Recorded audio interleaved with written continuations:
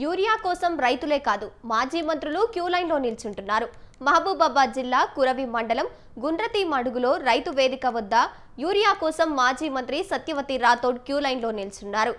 తనకు పెద్ద తండాలో 5.5 ఎకరాల భూమి ఉందని చెప్పారామె. యూరియా కోసం గంటలు తరబడి క్యూలో నిలబడితే ఒక్క కట్ట యూరియా ఇచ్చినట్టు వాపోయారు. ఇంత జరుగుతున్నా రేవంత్ సర్కార్కు చీమ కుట్టినట్లు కూడా లేదని విమర్శించారామె. రైతుల బాధలు కాంగ్రెస్ సర్కార్కు పట్టవా అని ఆగ్రహం వ్యక్తం చేశారు. తక్షణమే రైతులకు సరిపడా యూరియా ఇవ్వాలన్నారు.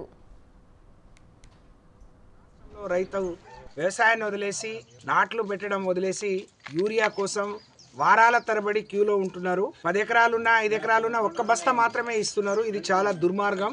ఈ ప్రభుత్వం మీద యూరియా రైతుల కష్టాలు చూస్తే ఈ ప్రభుత్వం మీద మరి దున్నపోతు మీద వానబడ్డట్టు ఉంది తప్ప రాష్ట్ర ప్రభుత్వానికి రేవంత్ రెడ్డి గారికి చీమ కుట్టినట్టు లేదు. మరి ఎంత అధ్వానమైన పరిస్థితి, ఎంతమంది కొట్టుకుంటున్నారు. ఎప్పుడు లేని కొత్త పరిస్థితిని 10 ఏళ్లలో ఒక్కరోజు ఒక్క రైతు రోడ్డు ఎక్కని పరిస్థితి నుంచి ఈరోజు 500-600 పెడితే కూలీలు రావట్లేరు. కానీ వాళ్ళ వేసిన పొలాల్లో దిగుబడి రాదని ఎకరానికి ఒక బస్తా ఇచ్చినా బాగుండు.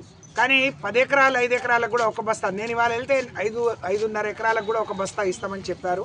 నేను నా కోసం రాలేదు, అందరి కోసం వచ్చినా అని చెప్పినా. అక్కడ చూస్తే పరిస్థితి చాలా దయనీయంగా ఉంది. ఇది చాలా దుర్మార్గం, చాలా అన్యాయం. ఇప్పటికైనా ప్రభుత్వం కళ్ళు తెరిచి కాంగ్రెస్ వాళ్ళ గురించి మాట్లాడితే, రాష్ట్ర ప్రభుత్వం గురించి మాట్లాడితే మరి కేంద్రం గురించి చెప్తుంది. కేంద్రమేమో ఈ రాష్ట్ర ప్రభుత్వం ముందే ఇండెంట్ ఇవ్వలేదు, కేంద్రానికి కట్టాల్సిన పైసలు కట్టలేదు, ఆ సబ్సిడీ పైసలు కాబట్టి మేము పెట్టలేదు అని వాళ్ళు చెప్తున్నారు. ఎంత దుర్మార్గం అంటే మరి ఇంత దారుణం ఇంకే రాష్ట్రంలో చూసి ఉండం.